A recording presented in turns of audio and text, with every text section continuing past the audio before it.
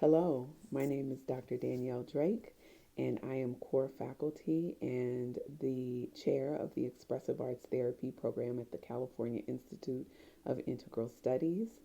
Um, I have the pleasure of presenting to you a poem called Freedom by Mack Dennis. This poem bears particular significance for the process of the laundry of life because it is a poem about stories that our clothing hold.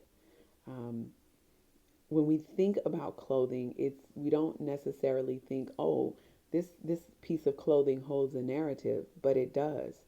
Often we make special or pay special attention to our clothing, even if we're someone who doesn't necessarily care a whole lot about clothing. We all have special items that we have loved, whether it was a pair of shoes or a favorite jacket or a favorite jumpsuit that we had when we were growing up or even now. And then there are clothes that we wear and remember because they bear special significance, whether it's a outfit that we wore on a job interview or a special occasion like a prom or a wedding. That we all remember clothes. We remember the narratives that go along with them. For instance, I just had a baby, and on the day that I went into labor, I was wearing an Enough is Enough t-shirt. I will never forget that t-shirt because it bears particular significance for me for the day that my son was born. So, um, this particular pro- this particular poem is connected to the laundry of life because it's not only about telling a story about clothing, it's telling the narrative. It's telling a restoring of clothing and how our clothes not only are with us through our experiences, but often through trials and tribulations, and then on the other side, triumph. Okay, so I am going to try and do justice by my good friend Mack Dennis by doing his poem. Thank you so much for allowing us to use it.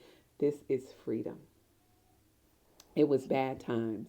Wrecked my car, girlfriend's gone, two heart arteries blown, and I wasn't thinking about writing no goddamn poem.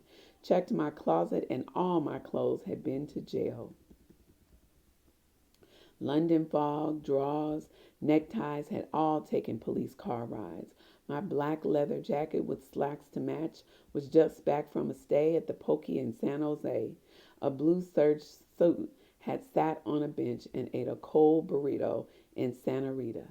Checkered bell bottoms, spent a weekend doing the bump with the gay boys at the Hall of Justice in San Francisco, and a plaid shirt did time under a different name in the Richmond can. All my caps had been in slammers, all my belts drunk and confiscated. All my shoes had stepped in a cage with just a shitter, a bunk bed, and a crackhead.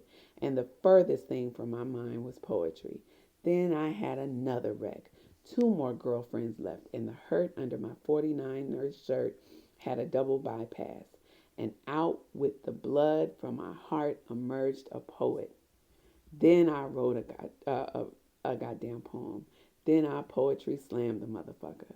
Checked my closet tonight and all my clothes had been in shows. Khakis, corduroys, cut off Kangos had all spit in spoken word shows.